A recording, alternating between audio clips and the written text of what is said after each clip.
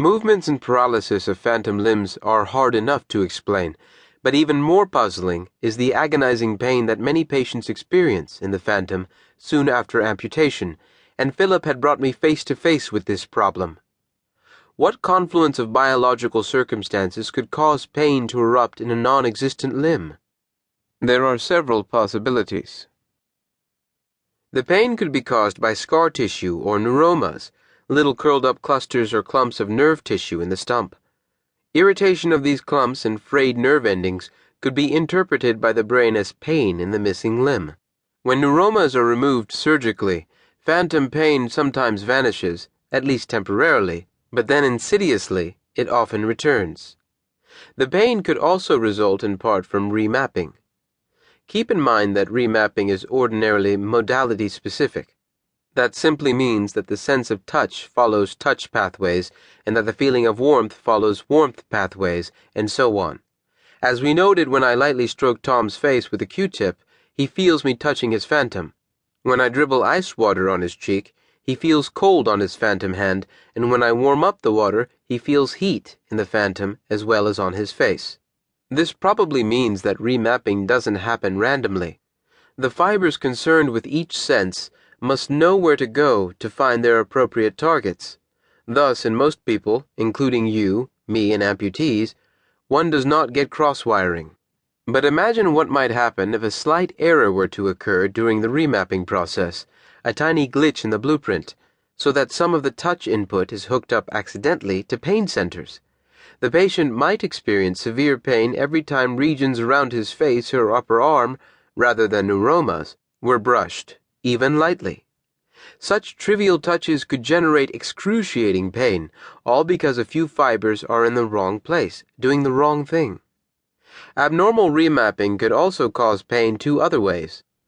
When we experience pain, special pathways are activated simultaneously, both to carry the sensation and to amplify it or dampen it down as needed.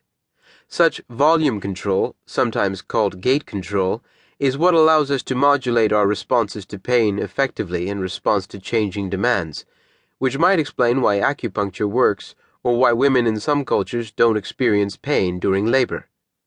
Among amputees, it's entirely possible that these volume control mechanisms have gone awry as a result of remapping, resulting in an echo-like wah-wah reverberation and amplification of pain. Second, remapping is inherently a pathological or abnormal process, at least when it occurs on a large scale, as after the loss of a limb. It's possible that the touch synapses are not quite correctly rewired and their activity could be chaotic. Higher brain centers would then interpret the abnormal pattern of input as junk, which is perceived as pain. In truth, we really don't know how the brain translates patterns of nerve activity into conscious experience, be it pain, pleasure, or color. Finally, some patients say that the pain they felt in their limbs immediately prior to amputation persists as a kind of pain memory. For example, soldiers who have grenades blow up in their hands often report that their phantom hand is in a fixed position, clenching the grenade, ready to toss it. The pain in the hand is excruciating, the same they felt the instant the grenade exploded, seared permanently in their brains.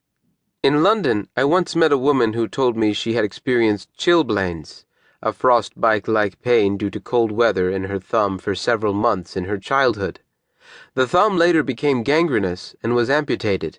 She now has a vivid phantom thumb and experiences chilblains in it every time the weather turns cold. Another woman described arthritic pain in her phantom joints.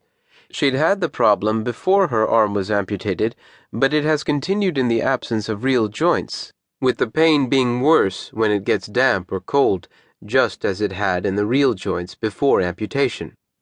One of my medical school professors told me a story that he swore was true. The tale of another physician, an eminent cardiologist, who developed a pulsating cramp in his leg caused by Berger's disease, a malady that produces constriction of arteries and intense, pulsing pain in the calf muscles. Despite many attempts at treatment, nothing eased the pain. Out of sheer despair, the physician decided to have his leg amputated.